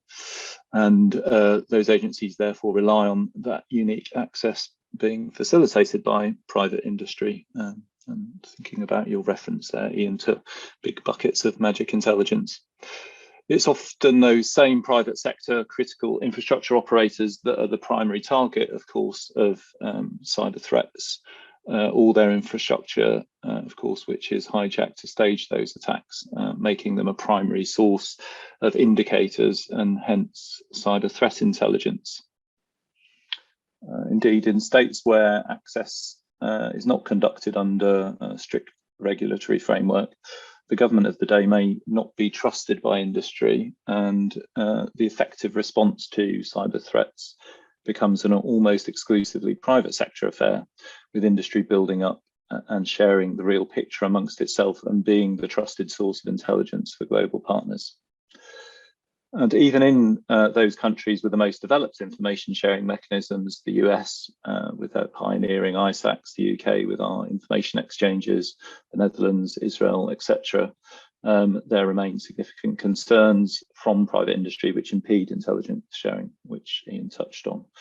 The most frequently cited, although perhaps we're looking at this asymmetry in a different way, it would be interesting to talk through this, is an asymmetry that undermines the concept of public-private collaboration. As regulators have increased the amount of mandatory incident reporting, existing voluntary mechanisms have been undermined. In addition, the mechanisms for incident reporting are, for the most part, not fit for purpose. With the implementation of the NIS directive across the EU, there was a well-founded concern that private industry would divert resources from voluntary free-form information sharing and focus their energies on ensuring compliance. Unfortunately, we may have ended up in a slightly worse situation than predicted. Industry only has finite resources, so we'll have prioritised effort to ensure that it complies. Rather than network defenders sharing vital threat intelligence, legal teams are focused on making assessments of whether an incident should be reported and then ensuring that what they do report mitigates the risk of liability proceedings. Yet, while industry may well have reallocated those resources to ensure compliance, inadequate mechanisms for reporting, along with other issues, have led to a review of the efficacy of the legislation. That review, if it is to be effective, must address two issues. Firstly, it must ensure we don't undermine voluntary information sharing and minimise any duplication of effort. Busy network defenders don't have extra cycles, and so sharing degrades to minimum legally required to comply. Secondly, the mechanisms for incident reporting really need to be improved. Mechanisms designed for non-cyber incidents to be reported to regulators just aren't appropriate for reporting cyber incidents. In the UK, for example, the Drinking Water Inspectorate have mechanisms for reporting what I hope are rare events like contamination of water supplies. For some regulators, their reporting mechanisms might literally be telephone numbers or email inboxes. This is hopeless for cybersecurity, as Ian said.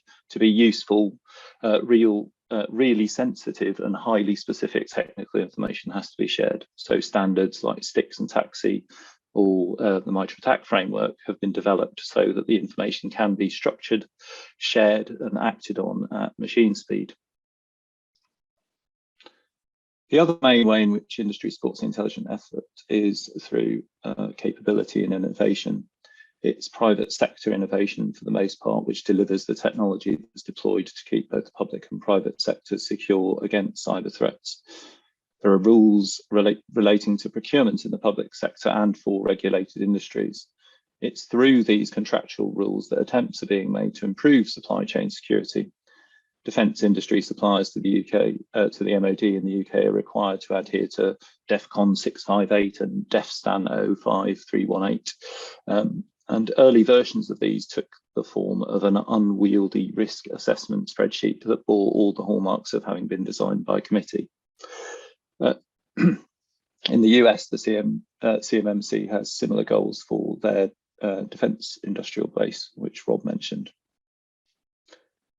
And yet, while the public sector is unable to achieve its objectives without, of course, private sector insight, innovation and capability, the huge private sector organisations that they engage as defence primes themselves, of course, rely on the vibrancy of agility of smaller SMEs and SMBs to deliver groundbreaking innovations. I'm speaking, of course, here from the perspective of an SME.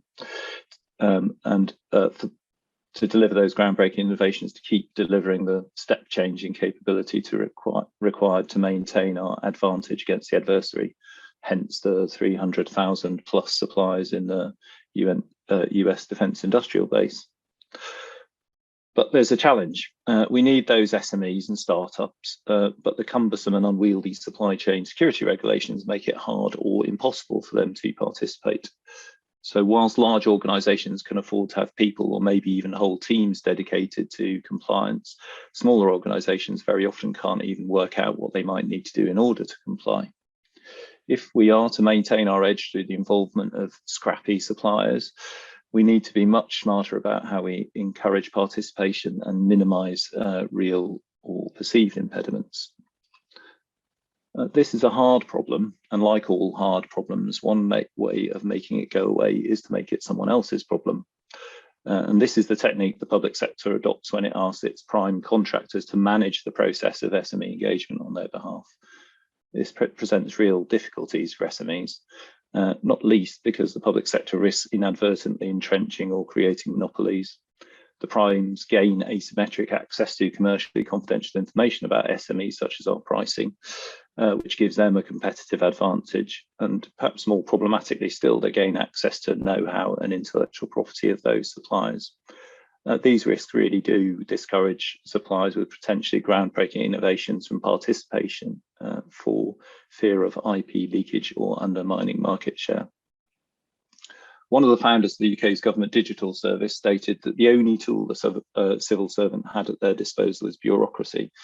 So perhaps it's not surprising that right-minded attempts to improve supply chain security or to improve access to innovative smaller businesses and not technology tend towards being bureaucratic and undermine the very objectives they set out to achieve. If we are to benefit from the widest possible contribution from the private sector to the intelligence mission, we need to do a significantly better job of properly engaging with smaller businesses and encouraging participation from those outside of the usual defence supply chains. This will need to be done with a much better understanding of their specific needs, motivations and drivers, again, which Ian touched on towards the end of his talk, in order to design mechanisms that enable their participation without compromising security. Solutions for supply chain security need to look to technical approaches, automation, standards, enabling tooling, techniques which make it easier for those in the supply chain to build the things right in the first place. And in summary, the private sector is a primary source of cyber threat intelligence. Its networks and infrastructures are the predominant target of cyber threats or are hijacked to perform attacks. It's the private sector which turns innovation into operational technology that gives us the fighting chance of keeping ahead of the threat. Our lawmakers, regulators, and public procurement officials need to design their systems in a way that genuinely fosters engagement from the smallest and most innovative businesses, as it's only through their innovation in the face of constantly evolving threats that we have a chance of maintaining our collective advantage. Thank you, Stuart. Really interesting. And you provoked it. You've sort of left us with a couple of questions that we might come back to in the Q&A, but I'll turn now, if I may, to Paul. Good afternoon. Is that coming across okay? Because I realised I didn't make the test. You are clear as a bell. I'm on somebody's much more expensive laptop than mine. I'm also going to be looking left, unfortunately, because I had a massive IT failure last minute. So mine is about building the intelligence picture, and I think has been said, I think Rob said it and Ian, Dr. Levy said it, it's about a national picture. I want to look at maybe some of those issues that are going to help us be agile in order to beat our competition. Agile in action, agile in thought. I am going to keep looking left, I apologize for that. As has been said, the field of intelligence has been disrupted. We've now got the sort of resolution capabilities in geo-intelligence, for example, that previously excluded the government, of course, is not now. We've got, everybody has a smartphone, and the advent of social media means that with camera phones, an awful lot of information very relevant that is big in the open intelligence world. Paul, you're breaking up a bit. Am I? Yeah. I wonder if I'm talking to my hand. Is this any better, Barry, or I'm a little closer? Yeah, that is a bit better, actually. I have to put it with my face, unfortunately, a bit larger. Commercial cyber companies, as has been mentioned, they are, Bellingcat is a great example. That, you know, these companies are now providing intelligence to government and to the defence and security forces. Sometimes they're actually identifying threat actors. They can go that far, and quite often they certainly augment, and sometimes open source intelligence can preempt work of some of the defense and security agencies. The other thing that we're going to need to do is pull on this big data and our data analytics capabilities. And yes, a little bit like modeling the weather, there's a temptation just to keep going and going and creating an ever finer resolution synthetic model of the world. But the issue there that I get concerned about is not to render ourselves impotent, not to be waiting for that next piece of information to come along, particularly in the military, and when we've got people out there who have things to do. And that's against a background really of information warfare. We've got a climate where people of varying political persuasions are seeking to manipulate sentiment. We know that we've got a climate of potentially increasing scrutiny on the decisions that are being made. And we're also going to have to, no choice, like it or not, I think, we're going to have to rely an awful lot more on the recommendations and even in some cases on the decisions of tools and algorithms. All against in the military, particularly a backdrop of disadvantaged communications. So in order to become agile in decisive in action, we're going to need the tools and we're going to need those processes that can deliver intelligence to the point of need. And they're going to need to be multi-configurable and they're going to need adaptable. In order to be agile in thought, we've got to make sure we've got the right blend of skills, opinions, and experiences in our people that inform our moves. In the military in the United Kingdom, there's progress towards the digital backbone, and if you like, is a mechanism to share information. And then there's progress about the data strategy, and that's how we're going to exploit it. The backbone means we're going to be putting infrastructure in place. Some of it will be owned and some of it will not be owned. And that infrastructure needs to extend from subsea up to space. And it also needs to be resilient and be able to afford graceful degradation. It also means understanding what is core and what is not. Today, that backbone may be limited, but the technology is ready and we can build it. Finally, we're going to need to flatten structures. We're going to need to empower the edge. The operational demand for services will increase, and we're going to need to start to think about how we do federated management, federated command and control, and probably federated tasking of support assets. Ever looking for those flexible solutions and richer data services. Data management is going to be key. There's an awful lot that we talk about artificial intelligence and machine learning today, but really first we've got to get our data under control. We've got to understand its provenance. We've got to know how to exploit it and how to do so legally. We must also, as a nation, of the Western nations, we must understand the implications of freedom of action, and we must understand and create a long-term, sustainable defense capability, including our SMEs, Stuart mentioned, including our large defense companies, the global tech companies, and of course, the government itself. So that needs to be something that will sustain for 10, 20, 30 years, well out into term. So some issues there. In terms of harnessing agility of thought, we're already struggling for data scientists and data practitioners. We're struggling to find the cyber practitioners, SEMA specialists. We're going to need to collaborate, I suggest, industry, academia, and government to build those skills, perhaps even find ways to share those people and give people a flexible choice as to where they work and who they work for at what points in their career. That's going to change some issues about how we. Right now, what does it feel like? I think certainly with a focus in defense, I think they've hit that all now very difficult. The sort of strategy and the vision is fairly clearly expressed, but we're running into that business transformational change where things now need that mass of people with similarly did thought to be able to things through. It's hitting some of those hurdles now.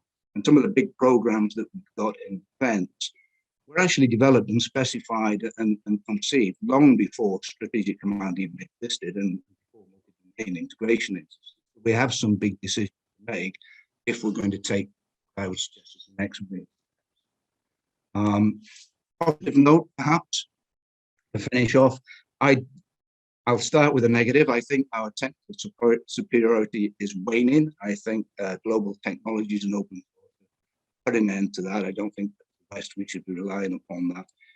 But I do wonder that the freedom that we enjoy in the West, that will be where our advantage can come from that diversity of thought that we have in free democracies. Could be, if we're providing we can harness it, perhaps that's where we will find the differentiation against some of our more autocratic competitors. So thank you, Mary. Thank you, Paul. Yes, that's a really interesting point you make about the balance of technical superiority and thinking skills, if I can put it like that. We might come back to that. Last but by no means least, I'm going to ask George to come in. Thank you. Good afternoon, everybody. Thank you. I would have to start with, on the Doctrine side, the intelligence process, military intelligence process, contains 4 parts of direct, collect, process, and disseminate. And I think when this process, certainly in my experience of using it, it was designed to focus and maximize resources in an environment where there was too much information, and there always has been, and not enough analysis capability. The rapid advances in technology have brought fabulous opportunities in recent times in terms of global reach of information. The internet, artificial intelligence, space technologies, advances in autonomy, virtual reality, and machine learning have all revolutionized the way that we interact, trade, learn, and spend our leisure time. However, the very technologies that offer so much have also been exploited by nations and non-state actors and criminals with malign intent, resulting in the spread of disinformation and daily cyber attacks, as already been mentioned, to terror attacks and populist conspiracy theories, which results in an ever-increasing tendency towards rivalry between nation states. The world has moved on from an industrial to an information era of conflict, in which the triumph of the narrative increasingly determines how we perceive defeat or victory. And from my time in the military, there's always been more information than we've been able to process. And we have for years managed this problem by asking directed specific questions to narrow the data processing issue. The human cost and endeavor required to create intelligence, I would say, is high, and the process is often slow. And it's been more and more complex in recent years by the struggle to identify fact from fiction. While traditional mechanisms of collection remain, if we are to compete effectively, our processes need to operate at machine speed to match our adversaries. I suggest we are entering or have entered a period of algorithmic competition. At the center of this competition lies data, which has been mentioned already, but data has been described variously as the fuel, the ammunition, the oil required to facilitate technological advantage in the future. If we are to be competitive in our use of intelligence, we first need to secure the data that will inform our decisions. The data needs to be captured and stored in a manner that allows exploitation and transfer. Now, China has recognized the criticality of data through regulation is seeking to both secure and protect the data that they have. They have continually invested to build data centers and develop their artificial intelligence and machine learning models. Traditional sources of intelligence, human signals, electronic, open source, etc., have now been joined by commercially sourced intelligence. And this could be described as a subset of human intelligence as it relates to human activity. And this differs from open source intelligence because open source intelligence is freely available. Commercially sourced intelligence is data that is produced by people throughout the world and is collected and sold by a variety of firms to others to make informed decisions. Now, the Chinese government have put into place laws that require Chinese companies, even when operating outside of China, to funnel data they collect by virtue of doing business back into Chinese data centers. New legislation is also required for foreign firms that are doing business with China to turn over their data to the PRC government. The government would claim that the laws that are in place are there to protect personal data, which may well be the intention, but nonetheless, the control is maintained by government. The suggestion is that the PRC has a data strategy to attempt to win supremacy in the fourth industrial revolution. The key components of their strategy are a wide variety of commercially sourced data, algorithms and computing power that speed the time from data to intelligence. The quality of the algorithms and the speed of the compute power are critical components in this process. But I go back to the point that I think data is arguably the most critical factor. I think we need to consider how we compete to build a better intelligence picture. Do we need to alter legislation, and how do we protect our data from our competitors? Last year, when the UK published the Global Britain A Competitive Age, the integrated review, the UK recognised that many of the challenges identified require multinational collaboration. And the UK seeks to work collaboratively with nations to solve not only the military challenges, but also to deal with other extremely vexing global challenges. If we're to deliver the integrated review, it's implicit that various elements within government and allies maintain mechanisms for sharing intelligence, both to ensure we have a common message for strategic communication and to ensure that we have a common understanding. Potential adversaries will seek to undermine our coherence through disinformation.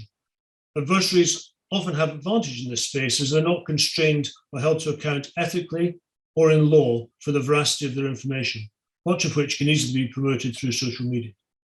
So in summary, I'd like to leave you with the thought that if we're to be effective in building the intelligence picture, I think it's critical that we collate, understand, secure, and manage data in the future. And if we are to realize the goal of integration, we need to ensure the product of our collection can be shared at pace that exceeds our adversaries to outmaneuver them in the information environment. Mary, thank you. Thank you, George. Much appreciated. So I've got some really interesting comments and questions in the chat, but before I turn to that, Pauline, I was going to ask you if you have comments or questions for the panel. Over to you.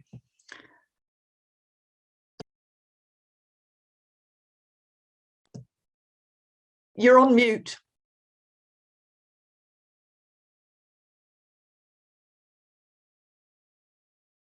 There we are. Now, can you hear me? Perfect. Yeah, I've got a few comments, I suppose, would be the thought I have.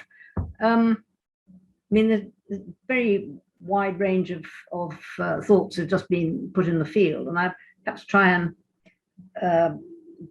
brigade my own thinking.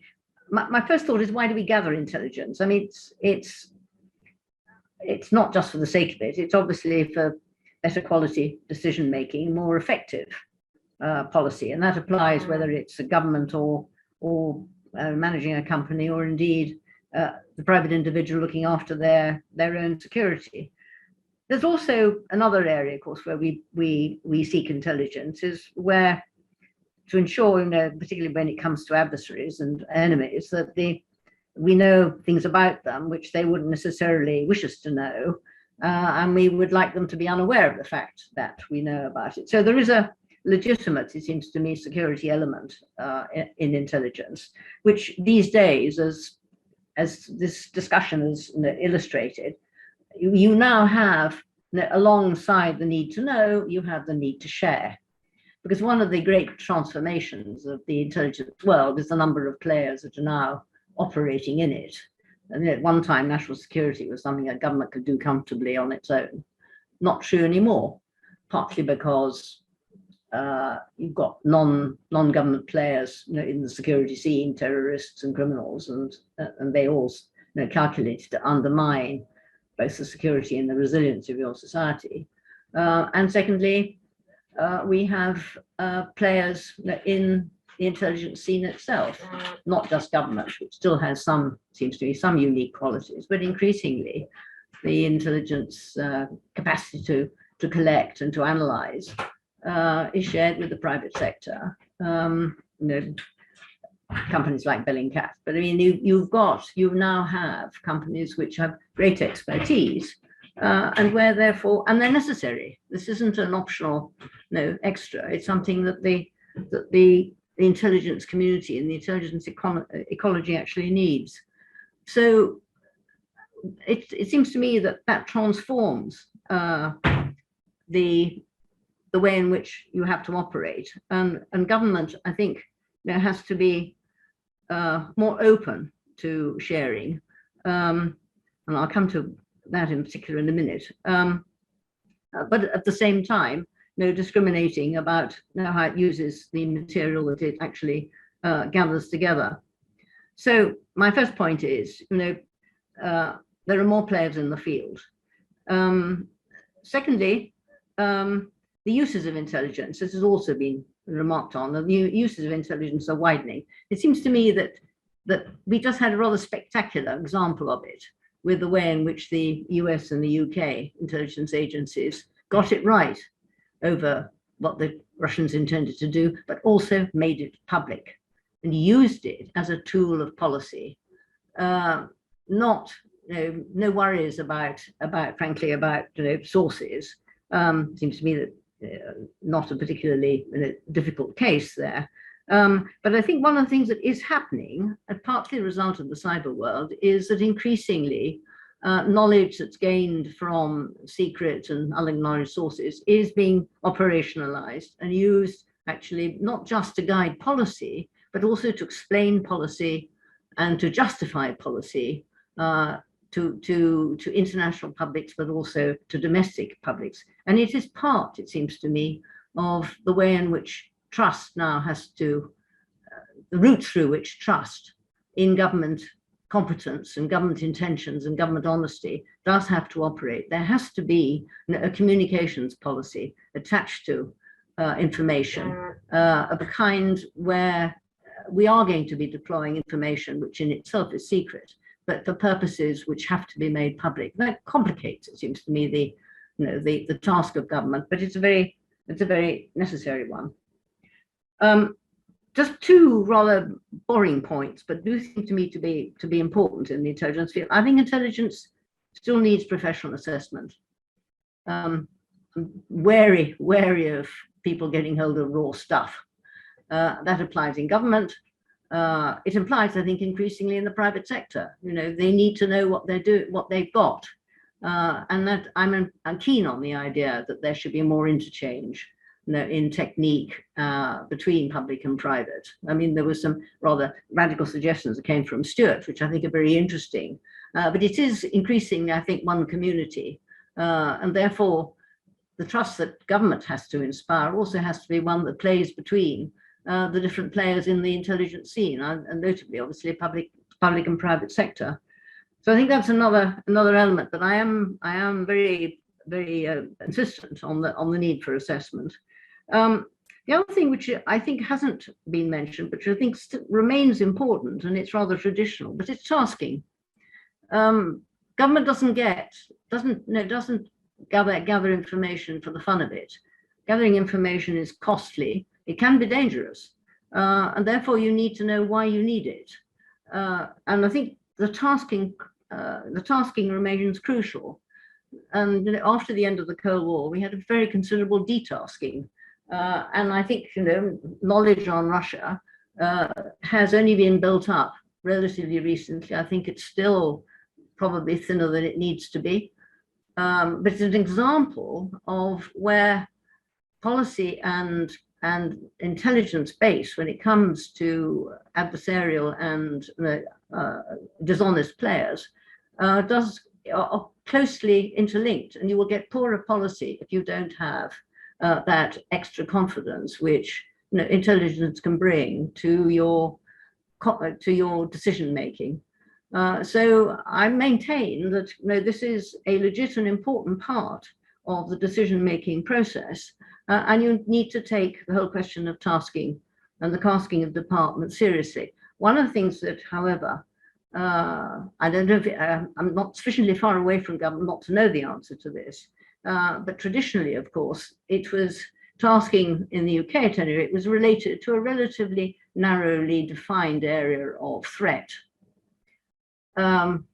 Is that any longer in a world where we need resilience throughout our society, the way in which we can really seriously conduct tasking. My suspicion is that more departments in Whitehall and possibly in the US need to have their own view of what they need to task and what they need to have collected.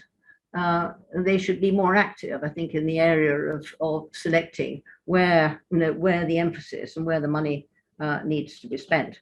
Which really brings me to my last point, which is the whole question of access to intelligence. Why do we? Who needs to see it?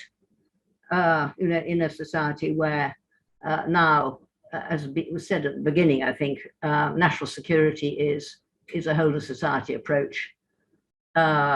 It's everyone involved, with obviously some major players. I think the UK, has, in my view, legitimately been criticised for being excessively secretive, and it's not so much that it should sort of spew out the intelligence material, but what governments do need to do, and indeed other players need to do, is to circulate more widely, I think, than happens at the moment, the conclusions that need to be drawn from the evidence they're seeing, the intelligence they're seeing, which should affect the conduct of those who need to protect themselves. So I think that we have a distribution issue and an access issue, which I somehow feel at the moment we haven't got right, and where we are, I think, in danger of still having underprotected areas of our society because the information is not being used and operationalized to the extent that's really necessary. I note that in the UK, and I may be corrected on this, but we used to have a cybersecurity strategy. We now have a cyber strategy. There's an important distinction there, which tells you something, which is that this strategy is not only about security, it's about how you actually develop a whole community which is linked into and operates in the cyber world. And that means that the policy-making element and the security part of it, become much more of a single whole, I think, than was previously the case. And that should contribute, if it's done well, to solving one of the big problems that the societies face, increasing their security and their resilience, which is tackling interdependencies and reducing the silo element in decision making. So I think personally that intelligence remains having a pretty crucial element in our decision making, but it seems to me that it needs to be used in ways which are more dynamic, more operational than has traditionally been the case. Thank you.